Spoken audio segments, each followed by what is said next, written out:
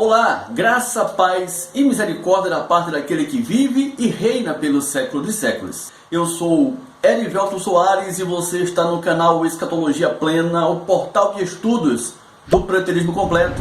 Nessa oportunidade eu quero tratar com você a respeito dos dizeres de Lucas, registrado em Atos capítulo 7, no verso 51 ao 56.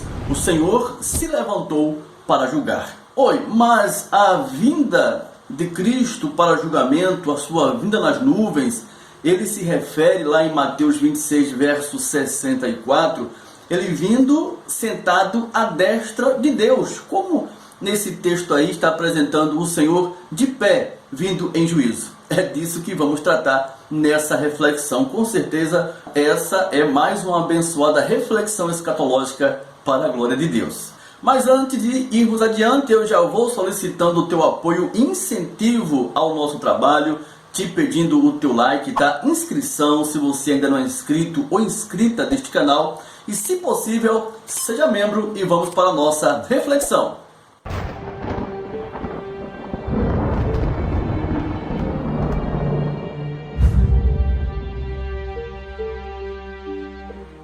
Muito bem, o texto em questão é o de Atos capítulo 7, conforme eu falei, versículos 51 ao 56. Lucas registra as palavras de Estevão naquele momento em que ele se encontrava com os religiosos de Israel. Ele diz o seguinte: homens de dura cerviz e incircuncisos de coração e de ouvidos, vós sempre resistis ao Espírito Santo, assim como fizeram vossos pais, também vós o fazeis. Qual dos profetas vossos pais não perseguiram? Eles mataram os que anteriormente anunciavam a vinda do justo, do qual vós agora vos tornastes traidores e assassinos. Vós que recebestes a lei por intermédio de anjos e não aguardastes. Ouvindo eles isto, enfureciam-se no seu coração e riavam os dentes contra ele. Mas Estevão, cheio do Espírito Santo, fitou os olhos no céu e viu a glória de Deus e Jesus, que estava à sua direita, e disse: eis que vejo os céus abertos e o Filho do Homem em pé à destra de Deus. Esse é mais um texto com certeza extraordinário, onde a gente pode refletir a respeito do tempo do grande julgamento final. Para os futuristas, esse dia de julgamento ocorrerá com a destruição dos homens ímpios da terra do tempo de nossa geração do século 21. É realmente triste como muitos estudantes não conseguem entender que a geração que está sendo levada em conta aqui é a do primeiro século. E essa geração está presente durante a troca das alianças. A geração cujo qual é referida ao longo do Novo Testamento é a geração da transição da lei para a graça. E essa geração, ela não poderia passar sem que visse o Senhor vindo nas nuvens do céu com poder e grande glória. Abrindo a Bíblia em Apocalipse capítulo 6, no versículo 9 ao 11, temos um registro do julgamento dos selos. É o quinto selo aberto, e nesse julgamento encontramos ali uma prova clara de quem Estevão estava se referindo, cujo qual iria presenciar e participar ainda em vida daquele julgamento. O texto diz o seguinte, Apocalipse 6, do 9 ao 11. Quando ele abriu o quinto selo, vi debaixo do altar as almas daqueles que tinham sido mortos por causa da palavra de Deus e por causa do testemunho que sustentavam. Clamaram em grande voz, dizendo: até quando, ó soberano Senhor, santo e verdadeiro, não julgas nem vingas o nosso sangue dos que habitam sobre a terra? Então a cada um deles foi dada uma vestidura branca, e lhes disseram que repousasse ainda por pouco tempo, até que também se completasse o número dos seus conservos e seus irmãos, que iam ser mortos, como igualmente eles foram. Então veja, os mártires que estavam debaixo do altar, aqui descrito em Apocalipse 6, estavam pedindo, clamando o julgamento de quem, meu irmão, minha irmã? Dos judeus apóstatas, os religiosos da antiga dispensação, esses que crucificaram a Cristo, que perseguiam aqueles que olhavam para Cristo como seu Senhor. Eram esses que perseguiam os cristãos durante o tempo da transição da lei para a graça. Isso não quer dizer que o juízo final, que aconteceu em 70, só tenha acontecido restritamente aos judeus ou à casa de Israel, como alguns dizem. Não, o apóstolo Pedro, ele trata dessa questão bem claro, falando de que, embora o julgamento comece pela casa de Israel, ele repercute por toda a nação do primeiro século. Em 1 Pedro 4,17 está escrito isso bem claramente. Pedro diz assim: porque a ocasião de começar o juízo pela casa de Deus é chegada. Ora, se primeiro vem por nós, judeus, qual será o fim daqueles que não obedecem ao Evangelho de Deus? É nesse instante que eu levanto o questionamento. Olha, o Evangelho de Deus foi pregado em todo o mundo ou só para os judeus de Jerusalém? Logo, essa ideia tosca de dizer que o julgamento só foi restrito à casa de Israel é uma grande falácia escatológica, não condiz com as Escrituras. Veja que Estevão, ele tinha visto o Senhor Jesus de pé à destra de Deus. Em Atos capítulo 7, versos 56 ao 57, diz isso nitidamente. E disse: eis que vejo os céus abertos e o Filho do Homem em pé à destra de Deus. Eles, porém, clamavam em alta voz, taparam os ouvidos e, unânimes, arremeteram contra ele. Ficaram furiosos. Por quê? Porque Estevão, ele falou que viu a Jesus de pé à destra de Deus. Da mesma forma que Jesus se colocou como Deus, por ele ser realmente Deus, Estevão também considerou a divindade de Cristo, dizendo que o tinha visto em pé à destra do Senhor. O Senhor se levantou para julgar. Interessante é que essa é a única passagem onde o Senhor Jesus está em pé à destra de Deus e não sentado, como é comum encontrar em várias passagens do Novo Testamento. Por exemplo, quando a gente abre a Bíblia em Mateus capítulo 26, verso 64, é o texto que eu falei no início do vídeo.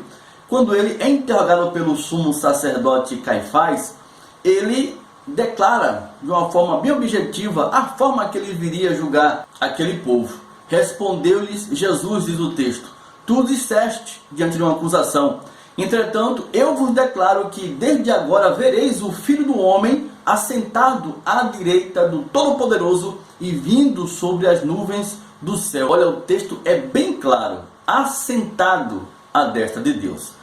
Por que isso acontece? Qual o significado do Senhor ter se levantado para julgar, uma vez que ele fala em outra ocasião que ele viria assentado à destra de Deus?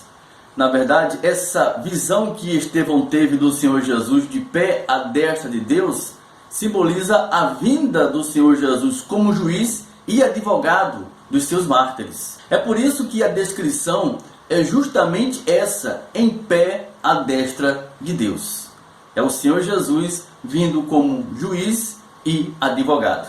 É por isso que não poderia passar aquela geração. Estava pronto o tribunal. O Senhor estava ali para julgar aquela geração. Eles não poderiam passar sem que o julgamento acontecesse. 2000 anos depois, isso viera a acontecer. Isso não tem compatibilidade com as Escrituras. É importante também a gente entender que a referência a Jesus estar à destra do Pai, à destra de Deus, é uma referência direta aos dizeres de Davi em Salmo 110, no versículo 1, que diz: disse o Senhor ao meu Senhor: assenta-te à minha direita até que eu ponha os teus inimigos debaixo dos teus pés. Há mais de 30 alusões a essa citação de Salmo 110, no versículo 1, no Novo Testamento, onde apresenta Cristo em sua divindade, vindo para julgamento. É interessante essa passagem à destra de Deus, né? Jesus à destra, porque não é o lado direito, porque Deus é Espírito, Deus não tem lado. Isso aqui é uma visão simbólica da representação de Cristo em seu estado de glória. Para os judeus, o Salmo 110, no versículo 1, se referia ao tal Messias que eles aguardavam, que viria no porte de Davi, que se assentaria à destra de Deus, ou seja, assumiria um estado de autoridade em libertação do seu povo. Eles não sabiam, na verdade, que esse salmo se referia a Cristo.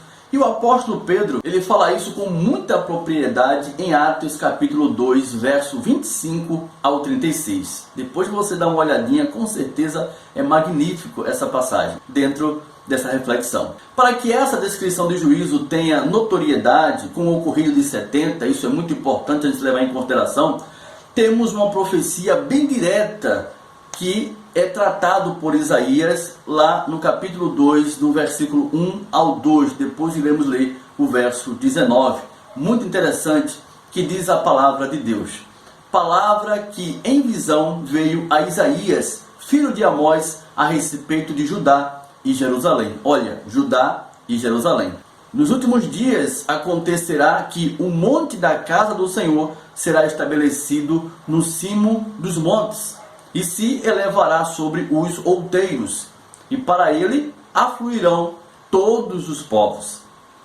Entenderam? Judeus e gentios. No versículo 19 diz o quê? Então os homens se meterão nas cavernas das rochas e nos buracos da terra, ante o terror do Senhor e a glória da sua majestade, quando ele se levantar para espantar a terra. Olha, esse texto é emblemático que acontece nos últimos dias, como disse Isaías. Da mesma forma, estava prevendo naqueles dias dos acontecimentos Estevão. É incrível que essa profecia de Isaías 2,19 se cumpriu gloriosamente em 70. Estevão, meu irmão, minha irmã, não viu um vulto no céu, não. Foi real. Era o Senhor irado contra aqueles religiosos e não poderia, de forma nenhuma, passar impunes aquela geração perversa. Infelizmente, muita gente desconhece, mas foram encontrados lá em Israel, sob os muros das lamentações, cavernas usadas como refúgios durante a guerra judaica, que levou à queda do templo em 70. Muitas pessoas desconhecem a história, e por isso que vivem na ilusão e teorias da conspiração. O texto é claro que está registrado aqui em Isaías, capítulo 2, verso 19. Os homens se meterão nas cavernas das rochas e nos buracos da terra. Isso aconteceu de fato. O Senhor se levantou para julgar e julgou. É incrível como os futuristas estejam esperando os acontecimentos proféticos acontecer, quando todas as coisas que deveriam acontecer já aconteceram. É por isso que quando você, mais atento às Escrituras, lê Lucas capítulo 21, no versículo 20 ao 22, você encontra o fato pela qual, na queda de Jerusalém, todas as coisas cumpriram-se, todas as Escrituras foram cumpridas, toda a lei e os profetas. Não existia o Novo Testamento ainda escrito. Era justamente para se cumprir com a queda tudo o que estava relatado na lei e nos profetas. O Senhor se levantou para julgar e julgou em 70. Contra fatos, só mesmo sendo futurista para recusar os argumentos, mesmo que sejam muitos. Então, está aí mais uma abençoada reflexão. Espero que você tenha gostado. Se gostou, não deixe de registrar o teu like, é muito importante. Compartilhe essa informação, mais esse vídeo para os teus amigos e irmãos estudantes da Bíblia. É importante ele fazer uma reflexão independente dessa questão escatológica, para que chegue à sensatez de que todas as coisas se cumpriram. E se você puder, faça-nos um comentário acerca dessa questão que foi levantada, respondendo a seguinte questão que eu vou deixar para vocês. Olha só, o Senhor se levantou e julgou em 70, realmente, como as Escrituras falam, ou está de pé ainda, 2000 anos, preparando-se para um tal julgamento que um dia, quem sabe lá, vai chegar? Deixa aí os teus comentários acerca disso, tá? Eu responderei com muito carinho, em nome de Jesus. É isso aí, vou ficando por aqui. Mais uma vez, gratidão, fica na paz de Cristo e até a próxima oportunidade, querendo Deus, em nome de Jesus. Graça e paz!